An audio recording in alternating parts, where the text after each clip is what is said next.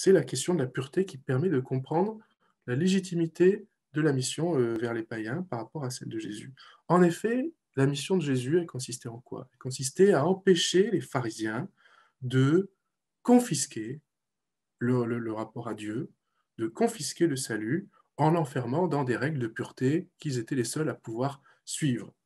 Hein, Jésus s'est retrouvé en opposition, alors qu'il avait pourtant des affinités avec eux, il s'est retrouvé en opposition aux pharisiens sur ce point-là, à savoir le fait qu'ils se considéraient comme des purs, comme un club de purs, de gens purs, et c'était du coup l'occasion de deux perversions, hein, d'abord la compétition de pureté, hein, puis la marginalisation de tout un tas de catégories de la population qui ne peuvent pas suivre les règles de pureté.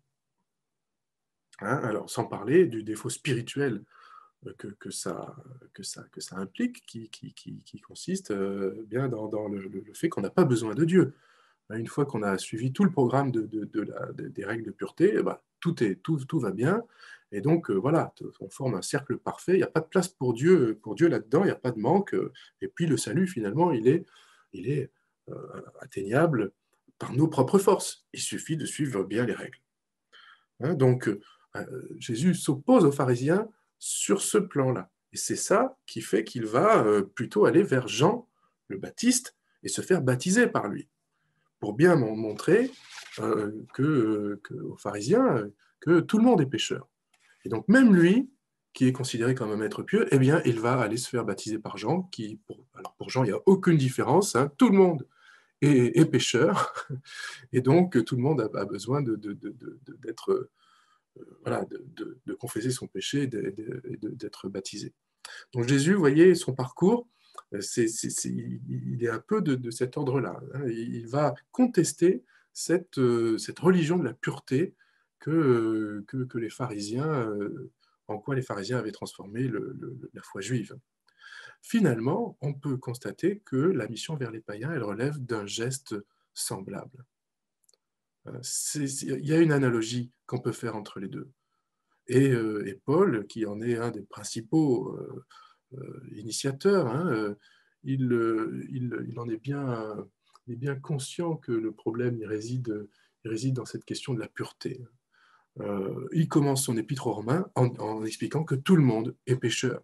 Il n'y en a pas qui sont moins pécheurs que d'autres et d'autres qui sont plus purs que d'autres. Donc,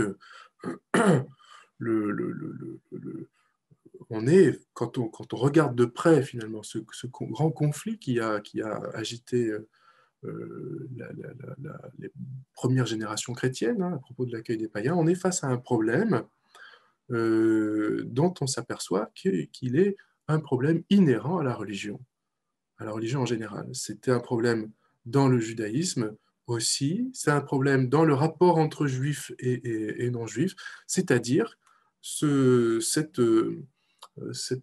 survalorisation de la pureté.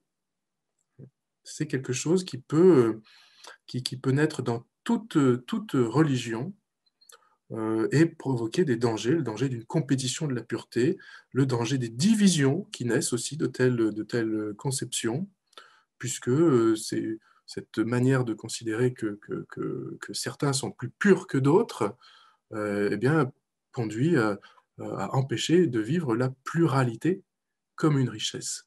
Hein, c'est ça le problème. Donc c'est un problème qui est toujours présent aujourd'hui, hein, et qui revient périodiquement. Hein. Certains dans l'Église se considèrent toujours comme plus purs que d'autres et ont tendance à vouloir former une Église dans l'Église. Quand on fait ça, on oublie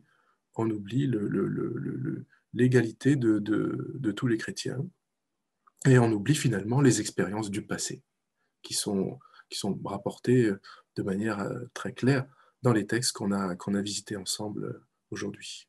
Je vous remercie de votre attention.